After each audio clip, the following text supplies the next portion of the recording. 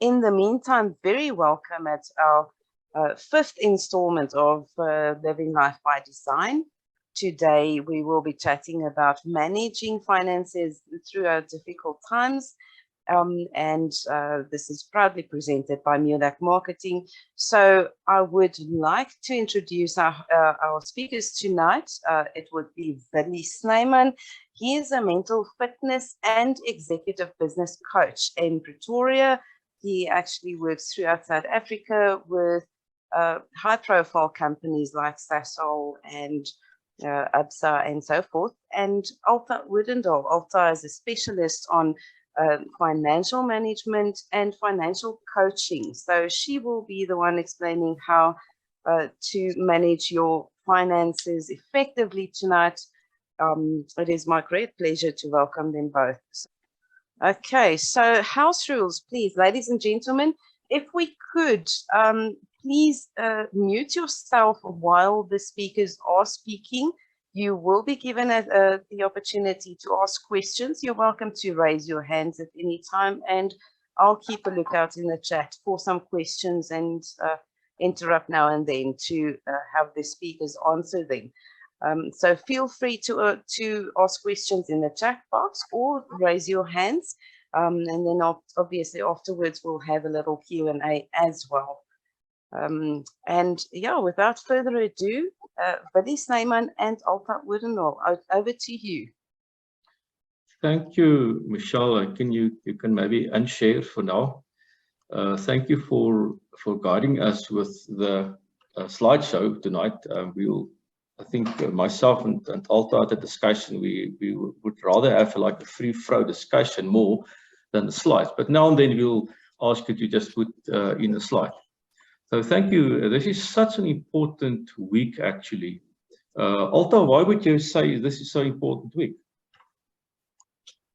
Yeah, thanks, Willie. Yeah, it's so unfortunate that our audience is so small tonight. Welcome to everybody. I'm sitting with load shedding, and I received quite a few messages of people with load shedding, and I know there's also holidays.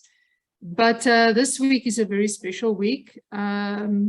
Because it's financial planning week, and we actually decided that one of the topics for financial planning week that's hosted by the Financial Planning Institute, and we've got Rihanna here in the room as well. Rihanna is from the Financial Planning Institute, and we thank her for joining us tonight. She also got some load shedding, so that's why she's keeping her camera off, she said.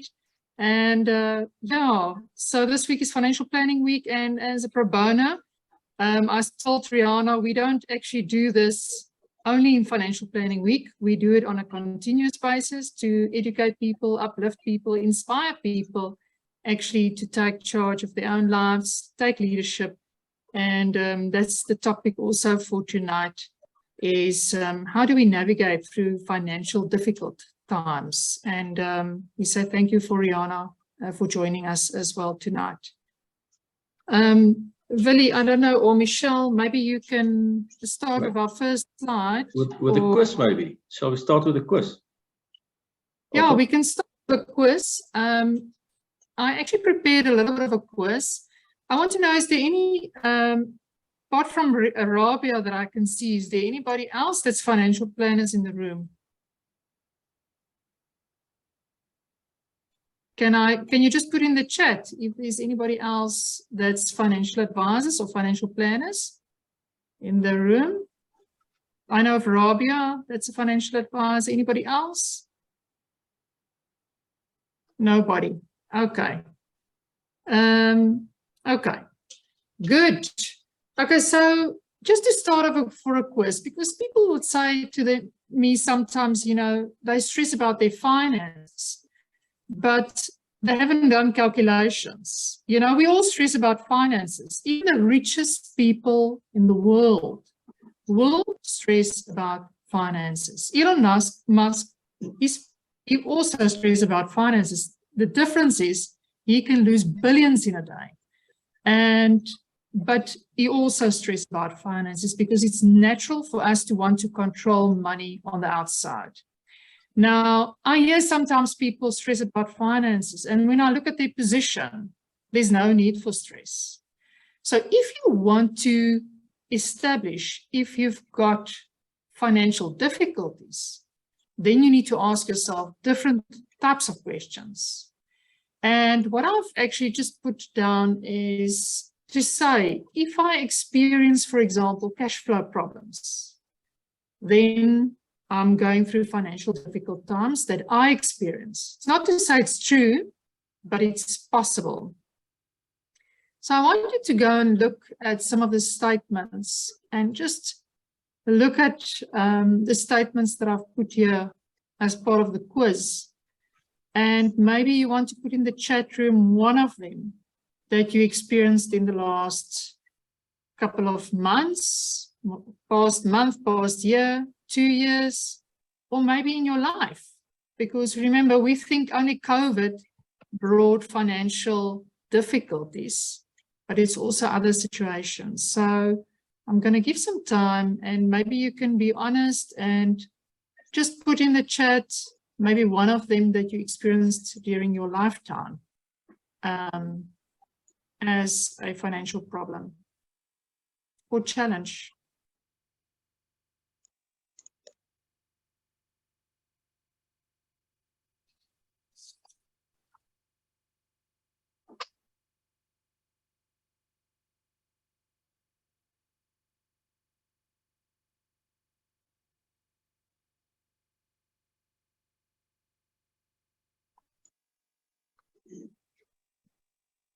Okay, I see anybody in the chat? You don't have to put in the chat that you are defaulting with your finances. Just mention those you want to put there. Maybe I can put one in the chat.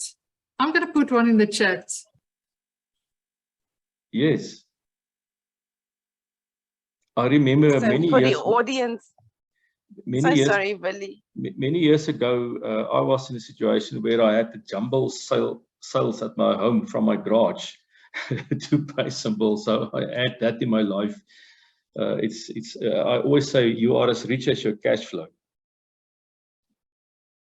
Yeah. That's true, right? So I was going to say, Willie, for our audience, the whatever is in the chat won't be recorded, so don't worry about that. But yeah, I can vouch for that as well. I have many times had to make a plan, and the good news is, you know, the business has taught me so much because you are forced to having a budget and all those things. So yes, I can almost proudly say I've been through any and all of these. Anybody else that wants to share?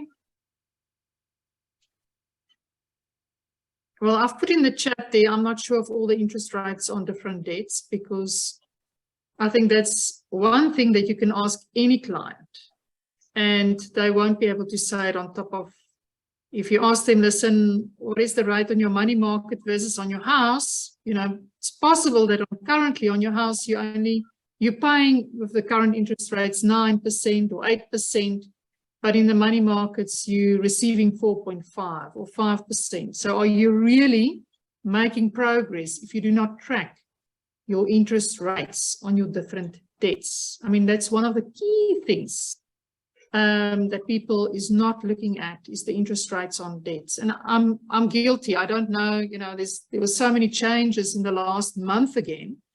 But we know the bond, you know, the possible interest rates is going to go up again.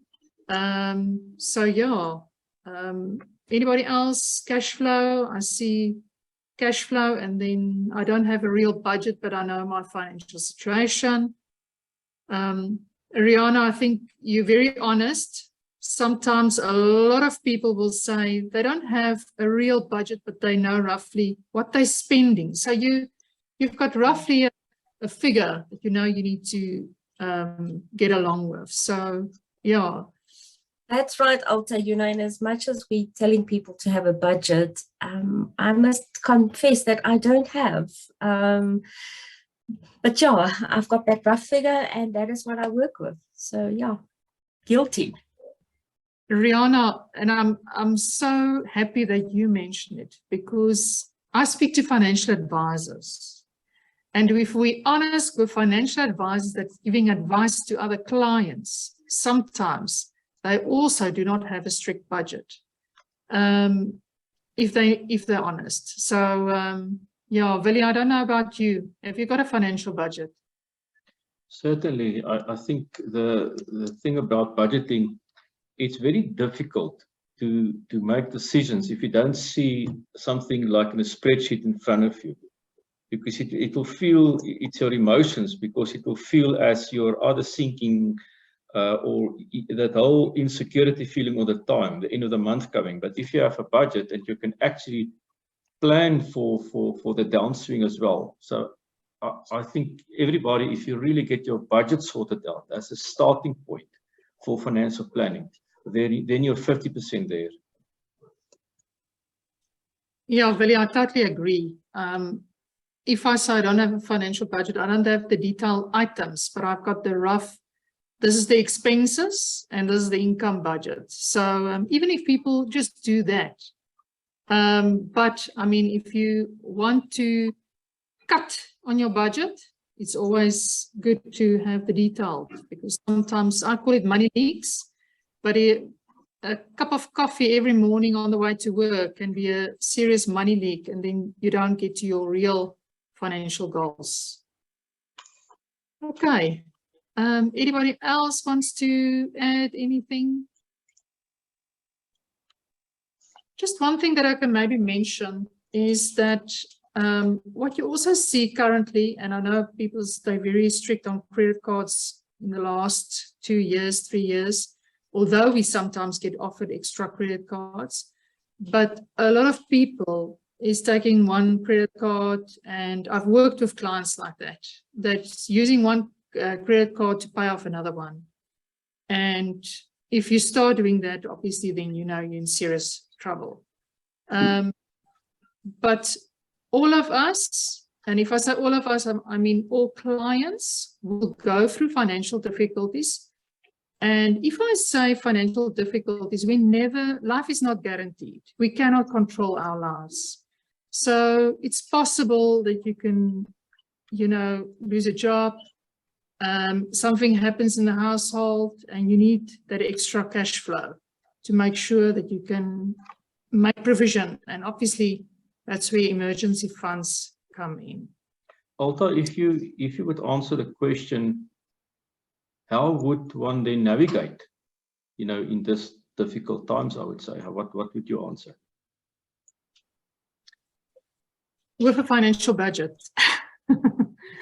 Well, yeah, it is, how do we navigate difficult times? For me personally, Willie, and I think maybe for our audience, is difficult times tell us also more about ourselves. It tells us how we navigate life. And it brings up, issues. So, and we'll talk about that later during the presentation. But I think the first thing that you need to do when you go through financial difficulty is to have a financial plan in place and a strategy. And I always say to people, have a short-term plan and a long-term plan. And then you can really put some eyeballs on your own budget. If you can't, let somebody else give you a serious look at your current budget and say, where can you possibly cut on your budget? Because sometimes it's difficult. And Willie, what you mentioned earlier on is, if we've got a budget, it takes out the emotion out of financial decisions. Because if I know, and my kids know, and my husband know, and the whole family know that this is what our focus is and our financial goals, and this is what we want to achieve, maybe paying off the house or car or whatever, then it's so much easier to not get emotional about money and the spending habits. But we can only do that if we communicate our financial goals. And I always say to people, get other people to support you on your financial goals, because the more you get the buy-in of the vision of what you want to achieve with your financial goals, even in marriage, then you you don't have that emotional blaming, name shifting, you know, and fear that's coming up, and the emotions you're taking totally out of the equation if you work with goals and budgets. I think what you said in the word communication, that's what's important. What we find a lot in financial planning, for example, is that it's either one spouse that will maybe know more about the budget than the other spouse. And sometimes, depending on your personality profile, you know, a spouse A would maybe not want to tell his spouse, person B, about certain troubles. It can become very complex. So the moment one of the two spouses, then the one that can do a budget properly, can at least, you know, just communicate that reality, because we tend sometimes we don't want to face reality as it is. And sometimes in these difficult times, the realities, they don't look good. And if you can see it in front of you in a spreadsheet base, like a year budget, whatever, then it's there. Now the partners can talk about it. So I'm very in favor of collective or spousal budgeting. Is that the word? But of course, people don't do that a lot. It's usually one party. But we have to realize and remember that you are responsible for your life. You know, are you married or not married, or a partnership? Eventually, in the end, you are responsible for your own, I would say, misery and happiness. You are responsible. And we sometimes forget that, and then the fan gets hit, and then people start blaming. So I think the word you use there of communication is key, that both parties know exactly what is the true reality. And, you know, if the kids are old enough, teenagers and so on, then of course you can involve them, that they can see now, you know, to ask mommy or daddy for that 2,000 rand expensive party. That's the money is not there. And if people don't know, they can ask things and they think it's fair to ask that, but they do not know the reality. So communication is key. Thank you, Alta. Yeah, Willie, I want to add on that. I must say, and it's not in recent times, it's been through, I don't know, I think it's a collective belief system that sometimes wives believe, and it's not for me in the financial industry, it's a little bit different, but sometimes wives believe that the males must take ownership of the budget, of the spending, and it is because it's in the past, if you look at the cultural beliefs and the social beliefs of different cultures, the males most of the time has been the providers. And if you're a provider, you're also in charge of the budget. And I think I've seen so many females going through heartbreak and heartache because they did not take responsibility. They did not ask I won't say difficult questions, because it's actually, it's your right to know, you know, what is the financial position. But I think sometimes, and Willie, you need to help me here, but sometimes for males, it is difficult to, if they've been in that role and they did not communicate clearly, is to tell a wife really what's going on with the financial situation if it does not look good. But well, I would honest conversations, and I know we can talk for 10 nights about this discussion, but I want to get a male perspective on this, because I know there's a lot of females in the room, mostly females here, and we all feel of that.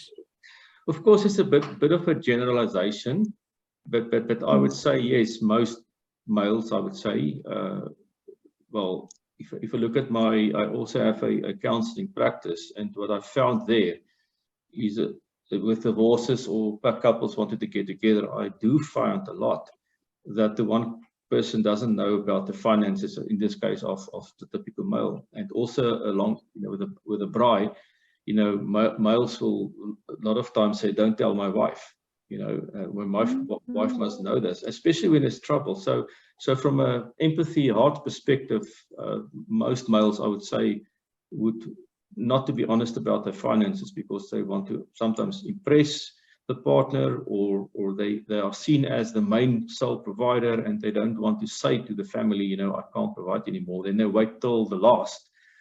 And that is the problem, because, you know, pain is pain in life, eh? I mean, it happens. And sometimes to choose the pain of being honest is mostly the lesser pain than the later pain where you are forced to say to your spouse, you know, sorry, our house is now being mortgaged, or the Bollier is going tomorrow to fetch our furniture. That is the bigger pain and the bigger surprise. So the smaller pain is to be honest about it. So that is what I found. Don't you think, Alta, that a lot of these things have to do with fear? Where do you see, how do you see fear play a role? How do you see that? The fear of you're going to judge me, that I'm not a good provider, the fear of conflict, the fear of expectations. What do you really expect? Expectations plays a huge role, because I've seen women, especially women in the last 2 years, and one story that I can share is that a female. Michelle, you can maybe answer that screen. Thank you. It was a male client. I mean, I know the female, but the male obviously passed away, and it was a doctor. And in the last minutes before he died, he actually told his son, you know, everything is not in place. I had to cancel because of COVID, I had to cancel a lot of my policies.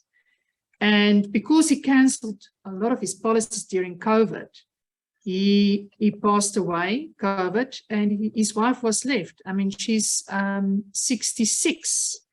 So now for you to go back to work and look for accommodation, yes, she's got properties that she can sell, but sons actually, he told the sons, you know, on his deathbed that they need to look after their mother because he was in serious financial trouble. But I think, you know, it's so sad. And I mean, this is one of the cases I'm telling you right now, but I think if I ask all of you, do you know a case, you're going to tell me, you know, 5 cases like that or 6 cases like that. And that is reality. And I think, Willie, what we're also saying to each other tonight is that during tough times, if we did not communicate, it's time for us to communicate, because we want to create trust relationships and we want to make progress and we want to move forward, and only fear can keep us stuck, and it's got the cost more. No, true. And to manage that fear, that's a word I use, to manage that fear is very important. And you know, what I also found is that if you have a lot of money, some people with a lot of money, you know, maybe it can be seen as they have easier lives, but they worry that they can lose, you know, the 30 or the 40 or the 50 mil. And remember, people in that situation sometimes take more risk than others, and they do actually lose all that money. But then again, people without a lot of money, or people that lost their jobs or lost income, etc., it is also easy for people that is in a safe space. They have a budget, they have a salary. It's so easy for them to talk, to say, you know, then manage your fears, just do that, whatever.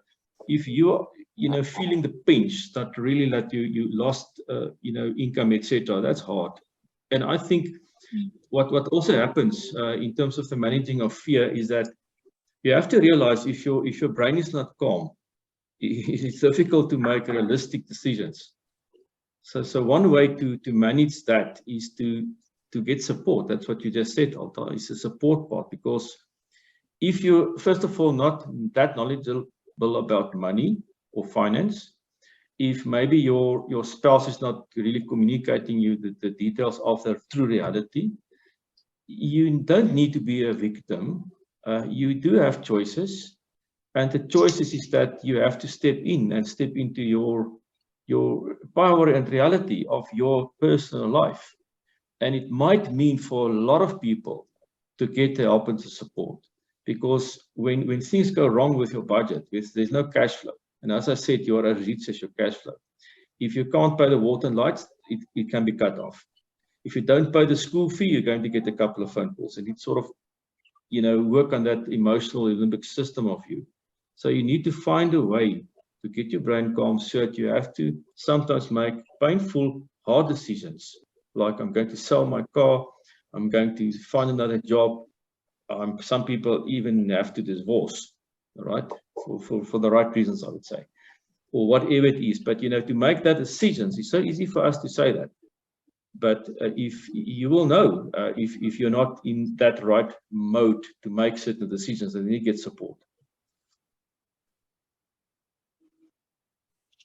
Yeah, Willie, thanks for sharing that. I think the biggest challenge for people also during difficult times is to change their habits and behaviors. Because we know that we carry on with the same habits and behaviors, and then we're making bigger mistakes. And I want to share just one case that I've worked with as well, is 2 doctors, and the male, actually, they separated, but they went through a divorce. But because of social status, I'm a medical doctor, the wife was also a medical doctor, so both husband and wife medical doctors. And but the kids go to the same school, they stay in the same house, they want to drive the same cars. And he paid maintenance for 1 year, and then he stopped paying maintenance. And it was too difficult for her to make the adjustments, to move to a different neighborhood, to sell a car, to put the kids in a different school. So you actually living the lifestyle of 2 medical doctors' income, but after a year you only received 1. But you carry on with the lifestyle. And she was 64 when I worked with her. And she was 64 and she was declared bankrupt. But the reason for that is, remember, as a medical doctor, you can easily get credit. I mean, that's also the danger of professional people. They easily get credit because, I've got the income. But then not to realize that, doesn't matter what the world say, because sometimes we live for the status, the kids cannot move from one school to another school. It's hard decisions. It's very, very difficult. And I think sometimes we also, the fear of judgment is the biggest one. And then the shame and the guilt and the shame of telling my kids, listen, you can't go to that school anymore. You need to go to a different school. How do we do those things? It's extremely difficult. And sometimes you need extra help to navigate this very uncertain times. Yeah, very important. Michelle just showed that slide on the tough times. I think, it's also the next one. Thank you, Michelle. That one. I think maybe let's talk about that. Tough times can magnify mental and emotional health issues. Willie, myself and that's the only thing that it magnifies. It's the mental and emotional health issues of people. Okay, Michelle is saying, then shouldn't we let go of our vanity and our ego, and how do we do that? Yeah, brilliant question.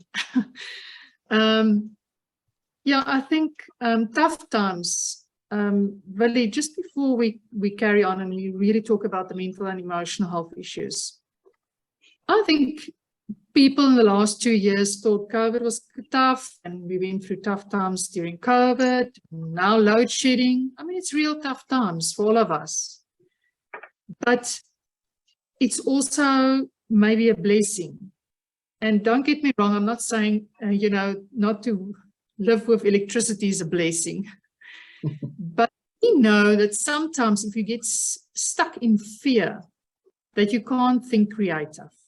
What I want to say is we try, and that's my passion, is, I always focused on managing money on the outside, your resources and everything on the outside. But what if I say we're all gifted, we all got talents, and why not get the creativity back to sell your gifts and your talents? Because if you manage money from the inside out and not on the outside, and you think, listen, I need to manage money on the outside, and you become resourceful inside and you work through all your mental and emotional health issues, then you can face more challenges and you become more resilient to facing tough times, because you can adapt, you can still be creative, and you don't get stuck in fear. So yeah, it is to magnify mental and health, emotional health issues. And definitely sometimes we not only seeing it in the money, we're also seeing it in somebody that's always now complaining, but you know, they complain about everything right now, but instead of complaining, they're not looking for solutions. And I think it's easy for us to blame, but we need to also be creative and look for solutions.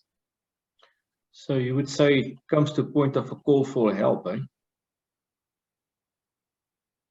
I think in the next slide you put it nicely there in terms of a call for help. Okay, yes, and that is what I want to get to. Thanks, Michelle. Okay, I wanted to get to this slide, that it's a call for help. If you've got difficulty communicating your thoughts, you know you're stuck, you've got trouble sleeping, you frustrated with everything and everybody around you, because remember, the ego wants to control. And if we can't control the outside, and that's typically the ego, then we get frustrated, and we look at things outside of ourselves instead of inside. We see people overeating, looking at alcohol, limited attention span or trouble concentrating, decreased work performance. I mean, I spoke to someone today and they said they've got a suicide program that they're running at the corporate right now, because there's so many people with mental health issues. Headaches, stomach problems. Maybe it's subconscious stress and you don't realize that it's subconsciously stressing you out. Disorientation or confusion that you cannot navigate. Sometimes you feel depressed and you don't want to leave home.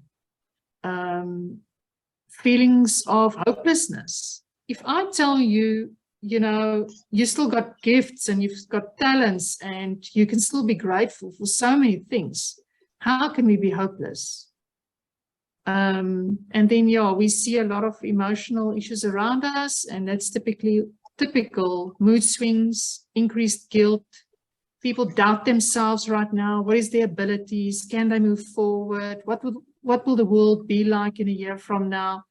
But we need to get more confident in managing uncertain times. And that's what we want to get to. And we can do that by looking at our own mental and emotional health.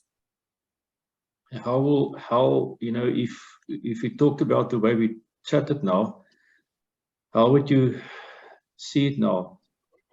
You know, Michelle, the slide is the assess slide. Yeah. Yeah, I don't know if there's anybody that's wants to just talk about some of that call for help, if you've seen it around you. And do you agree that sometimes it's showing us more of the mental health and the emotional health issues than what it's really financial problems? Yeah, and Michelle, just unshare for now. I don't know if we just want to put something in the chat as well. Michelle, we should not try to keep up with the Joneses. Now that is quite a very, very important one, because a lot of people are doing that. You know, they cannot afford money for the right things, but they can afford money for the wrong things, because the wrong things is just for the image and the ego. It happens a lot. Sure. May I ask, Alta? yeah. When calling for help and so on, and I know in South African culture, we do have this pride thing that we grew up being very, very proud and never asking for help because we can do this all on our own and so on. And it is something that's so deeply ingrained that most people I know, and myself included, struggle with that, with accepting help and asking for help, because we do have that pride and think, you know, I can make this on my own. How do you let go of that?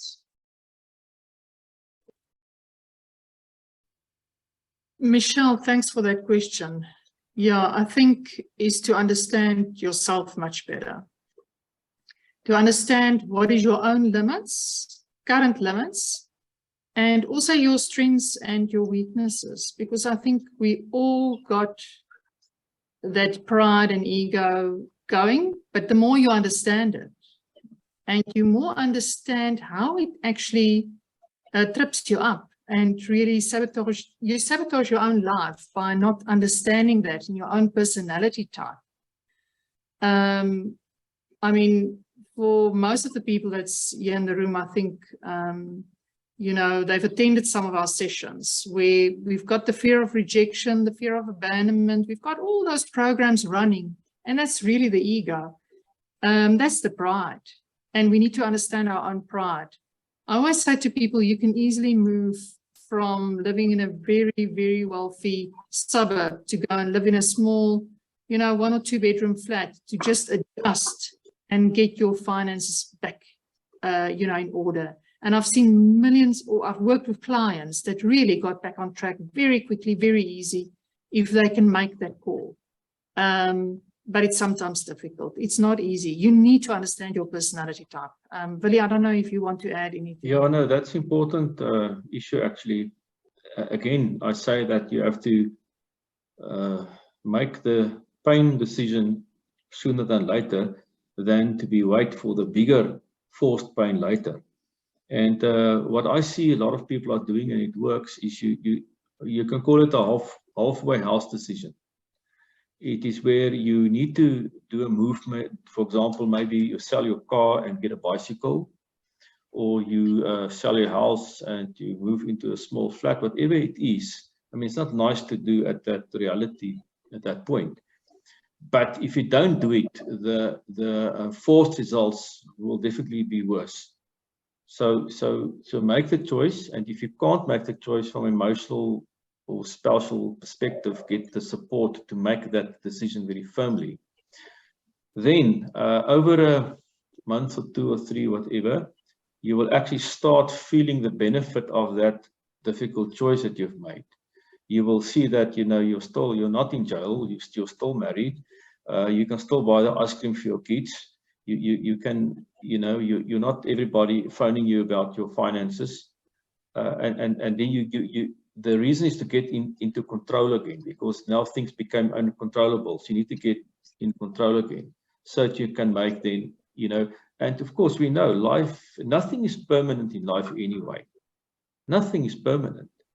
So, I mean, if life is currently treating you bad, it's not permanent. If life is treating you very well, that's also not permanent. So life, you know, life is ups and downs. So you will experience life as ups and downs, even if you don't like to want to know that. So you need to make decisions. So the point I'm making is that the decision that you're making now that's difficult is usually the better decision than being forced to make decisions later. That is what I'm saying. Thank you, Willie and Alta. Yeah. Okay. I don't know if there's anybody else that wants to add anything.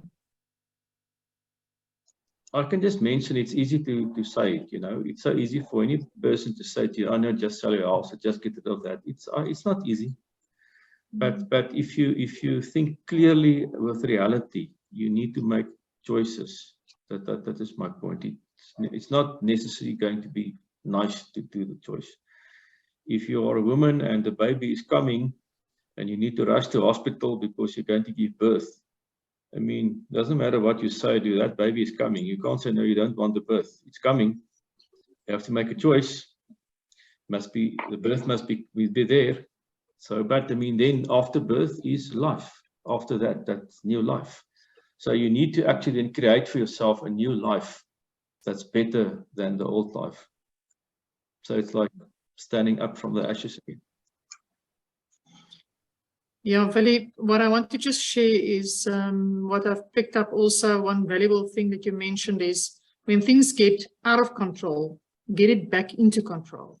And if that means making the difficult decisions, then you need to make the difficult decisions to get back into control. Yeah. Okay, good. So some steps that I can share with you.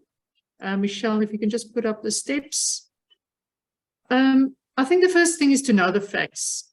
Sometimes we're guessing and we're getting all stressed out. But it's like Willie said, get that Excel spreadsheet out, do some calculations. If you don't know how to do it, get some help in, and get the factual information of where am I and where do I need to go, where do I need to trim, and how do I move forward. Educate yourself and know your current financial situation. I think that's very critical, but I think also, especially if you're not sure about it, ask your spouse so that you can get clear on it. And there's a lot of issues on that, we know that. Then financial goals. Have short-term goals and then long-term goals. It's like Willie said, if you get back to your short-term goals, you're going to get back into control, and then you can plan again, you know, for retirement or all the plans that you had in place. The biggest thing, I think, for all of us is honesty. Because knowledge without honesty is unreliable. And also to understand how our habits and our behaviors, if you just carry on and you put, some people fear conflict, so they don't talk about it. And they carry on with that same habits and behaviors without addressing the issues. It's going to create a reality possibly that you don't want. Then the main issue, I think, for all of us is discipline and self-control. First of all, discipline and self-control for yourself, if you're in charge of the budget. And then also to help the other people get on board, to buy into your financial goals, to understand, listen, this is the moves that we need to make. Because this person got retrenched, or this person, you know, is in this position, or and it's not only COVID that's bring financial transition situations. It's also when we lose a spouse, if we get disabled, if there's a new baby, we go through financial changes. Discipline and self-control, that is the biggest problem that I've seen, that people is getting into financial trouble. First of all, they don't have any budget, and I call a budget your financial boundaries for yourself, and they don't have discipline and control for the people around them. And the only way they can put in financial boundaries for themselves and other people is if they've got a budget and they get everybody on board. And once again, it comes back to powerful money conversation that you need to have. Insurance, can you talk about insurance and whether it's really vital? Michelle, yes. If you ask me, it's all about risk. You need to assess your risk. Insurance is critical in the current times, because we see people getting disabled. We see, you know, people dying, and then they're left without the provider, the main provider. And also the main provider can go through stressful times. Nothing's guaranteed. And insurance is critical for those times that where life is not guaranteed and we're not sure about the future. What I can, sorry, Alta, to add, yes. The Tabala sent me a message is on the previous point, choose the right, let me just have a look here, choose the right thing and not the easy thing to do. I think it's nicely captured that. Choose the right thing, not the easy thing to do. Yeah. Thank you. Yeah, and then I think, Willie, is the last thing is to have compassion. Compassion for yourself, but also for others. I think if we really look back at the past 2 years, we've got we've actually created a lot of empathy. We've seen a lot of people standing together. Yeah, we've seen the other side as well, but it's all about you choosing the choices that you make. And the more compassion you can be and kind you can be with yourself, the more compassion you can show to other people, and the more kind you can be to other people. And the reason why I want to get to that point, which is critical, is then we can start working on the mental and the emotional health issues of individuals, of humans, because we need to navigate the world in the next 40 years, 50 years, and everything is uncertain. And the more you understand yourself, and you've got compassion for yourself, you can easily move forward and also get greater understanding of where you're stuck and how you can move forward. Willie, I don't know if you want to add anything. Yeah, that is a crucial point you mentioned. If I can maybe add to that, just think of it. We human beings, we like and love to be in a comfort zone, isn't it? You know, you bought your car and your health and your family sorted out, and you know, we're in a comfort zone. But if you think of life as it is, life isn't a comfort zone. Life is constantly changing. I mean, your biology is constantly changing. You were a toddler and then you became a teenager, then you became grown up, you marry, you divorce, you marry again, or you stayed married, you had conflict, you get old, you die. I mean, and if you look at the earth, you know, things that happen on the earth and the planet and everything is basically a mixture of chaos and order. It's like both. There's order and there's chaos. So if life is order and chaos and constantly change, why should you now be so different? Why should you be in a comfort zone where everything around you is not in a comfort zone? So it's important that one should develop over time, you know, the bit of an openness, which is going with compassion as well, because we're all in the same boat. The moment things are okay, then next time things are not that okay, and vice versa. So we have to realize that. And also what you mentioned there on the uncertain times, you know, there's a very interesting or a very nice acronym that people use in business. It's a so-called VUCA. It's an acronym. VUCA stands, the V stands for volatile, the U for uncertain, the C for complex, and the A for ambiguous. That is how life is, and that is how the world is. It is really like volatile, uncertain, complex, and ambiguous. So part of the answer is to say, well, if I look at reality and I realize I cannot stay and be in a comfort zone, I need to be a mindset of growth zone, I would say, then you can say, well, if I experience life as volatile, what can I do to make it less volatile? If I see and experience everything as so uncertain, what can I do to make things just more certain? And if my life and everything is so complex, what can I do to make it less complex? It's just the opposite language. And if things are not that clear, very ambiguous, what can I do? What can I do or think or deal with, or decisions I make to make it less ambiguous? And I think it's, again, I say it's easy to say, but if we have to acknowledge reality as it is. We live in a world that is nothing is permanent anyway, the good and the bad. So it's really, that is why we call our series of webinars Life by Design versus Life by Default. So Life by Default is just, you know, you carry on. Life by Design is to think about these things and realize that you do have choices, although it's sometimes not easy to make the choices. Yeah, that is maybe just something to add, Alta. Thank you, Willie. I really appreciate that. Great. Thanks. I love the VUCA. Yeah. Anybody else? Anybody else wants to share before I just discuss a few golden rules? Okay, so we said, listen, how can we identify it? Then I gave you some tips and maybe to have more compassion for yourself, more compassion for other people. What we need to understand is that it's normal to experience higher stress levels during times of uncertainty, as Willie explained. It's for us to realize that sometimes, you know, it's not always summer, it's not always winter. We go through the seasons of life. If we get back to the finances, make one financial decision at a time. Space out your financial decisions instead of making too many at once and becoming overwhelmed.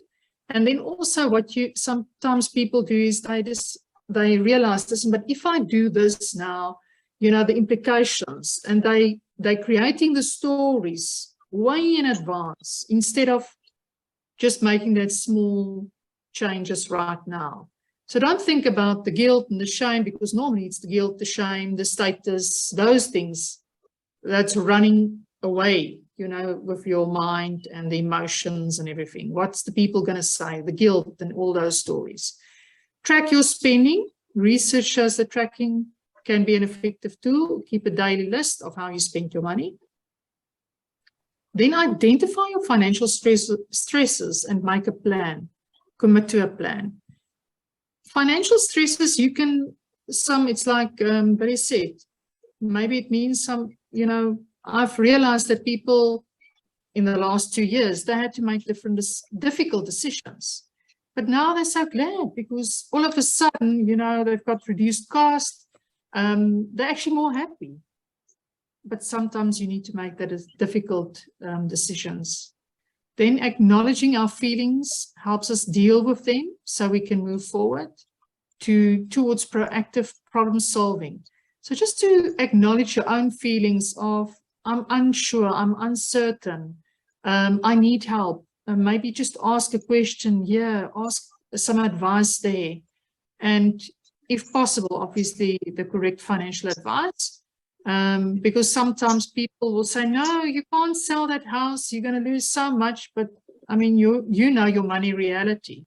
They don't live with your money beliefs, and they've got maybe different money beliefs in a different financial situation. That's why they're giving you that advice. So I always say to people, be careful of who you're asking advice, because it's possible that they can give you wrong advice because they look from a different perspective. They look from a different budget. They look from a totally different belief system. Okay, then the next slide, Michelle. Focus on your strengths and your abilities, and that will help you to cope. So look at where you can be resourceful, what resources you can still use, and how you can maybe monetize those resources is another way. Then, I know this one is a difficult one, but ask your partner how much money he or she needs to have saved in order to be comfortable. And compare your amounts and come up with a plan, because sometimes our financial comfort zones is very, very different for people. We know that. And that can cause financial shame, guilt. I want to say fights, because it can really, money is one of the major reasons why people will file for divorce as well. But this is a crucial thing that you can do, is to compare your amounts and come up with a plan.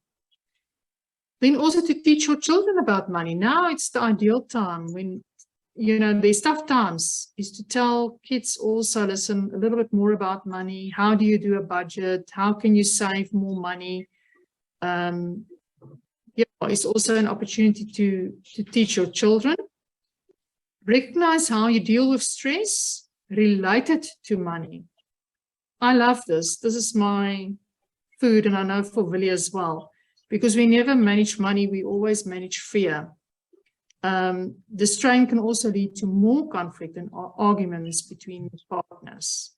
But that's crucial. I always say to people, we never fight about money. It's the fear around that money that we're fighting about. And not having that money conversations, living in the dark, not trusting, because we did not have that open discussions. And now I can't trust you. It's difficult, but we need to have open communication. And then the last one is ask for support and surround yourself with people you can trust, who will support your financial goals and want to help you succeed. Because remember, I always say to people, life is not the way we see it. Life is a series of lessons. And sometimes we need to learn the lessons. And in your lessons, you can actually be a gift to somebody else. So, yeah, I think getting help and to surround yourself with people that can really help you making sound financial decisions is a key thing that you can remember during difficult times, but also an opportunity to see the blessings in it. Because when we're out of our comfort zones, it's always the mind and the emotions that's bringing up all the fear. And it's a time for us to clear out fear. And absolutely. Michelle, just unshare. Thank you. yeah. So, Willie, I love to work with the fear-based thoughts, and I know you as well. And maybe you can share more also what you're doing and, yeah, where we can get support and help. I think one thing that's very important, and we've got basically 3-4 minutes left, so we have to come to the final point. What I would suggest is always think about the big picture. Think about what is really important. And there's a poet, Goethe, that wrote the following, and that even today means a lot to me. Things that matter most must never be at the mercy of things that matter least. Now, it takes time to grasp that, but that is what I call the big picture, what's really important. And I think that is why what we did, we put together, myself and Alta and others, we put together a conference called The Big Picture. And I really hope you can attend it. It is on the 15th of October. And we have 5 or 6 speakers there. It's Alta, it's Heidi Malan, Peter de Villiers, Lindy Jabu, Vanessa Botha, and Anuka. Now, they are handpicked very specifically for this conference. And for example, if I can just mention one, Peter de Villiers, he's the owner and he developed Shadow Match, a very great tool that coaches are using to determine exactly your behaviors, and also from a career planning perspective. And that in its own right is a 900 Rand value, for example, which he will give for all participants. We want 100 people there. At this stage, we have 50. We'll get the other 50 hopefully soon. And the conference cost is 475 just to cover the costs. But in a loan, that shadow match is already 900 Rand. And all the other coaches involved, they're all giving discounts. But if the value is there, the discount is not that important. Anuka will talk about, she lost a child and husband in an airplane crash, and she started her own business called bereavement counseling. So she's a person, the go-to person for that heavy pain. Vanessa is a health coach that will guide us to say that, yes, we need to live healthy. Because what does it mean if you have all the money anywhere in the bank and you're not healthy? And then Lindy will talk about more systemic coaching, more things from a broader perspective, also from a company perspective. She's also a holistic integral coach. And then Heidi Malan will talk about parenthood, because our children, sometimes it's not the kids that need advice, it's more the parents. And she's a parent effective trainer. She also had her own material. And Alta, of course, will do financial coaching and financials. I will be the host today there, and I will talk a bit on positive intelligence. But that is the end. Thank you, Michelle. You can unshare you have our contact details, so you're welcome. That's the date again, the 15th of October, 8:30 to 1 o'clock here in Pretoria, Mainland Main. You can book, but you've got our details, so you can contact us for that. And yeah, if there's anything else, I want you to put in the chat room, maybe just one thing that you're taking away with the session of tonight. If you can just say one thing that is your takeaway for tonight, if you could just share that quickly in the chat for us. And yeah, anything else? We're continuing with the series, and it's all financial planning related. So Rihanna, we're not only doing it in the financial planning week, we're doing it every 6 to 8 weeks. Yeah, so the more people we can empower, the more people that can join us, yeah, we'll appreciate it. Thanks, Rihanna. Session, I think our next session, Alta, just to follow up on that, in November, I think, will be money havoc in relationships. Money havoc in relationships. Thank you, everybody. Take care, and we hope to see you then on the next session, money havoc in relationships. You can't afford not to have that one. Thank you. Alta, any last words from your side? Thank you, everyone. Have a nice evening. Thank you. Thank you.